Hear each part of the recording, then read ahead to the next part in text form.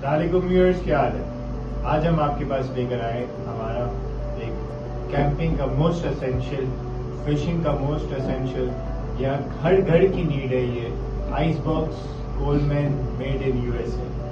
जैसे कि आप देख सकते हैं इस डब्बे के ऊपर मैं बैठा हुआ हूँ। It's not just an box, it's an ice box for storage.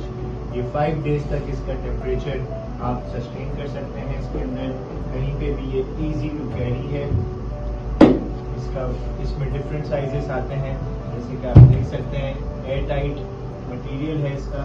इसके यहाँ पे प्लास्टिक बॉडी है, ये इंसुलेटेड है। ये इसके साइड पे आप देखेंगे अगर तो एक ड्रेन असेंबली दी गई है, जिसके अंदर बर्फ का पानी जमा होता है तो इजीली ड्रेन आउट आप कर सकते हैं।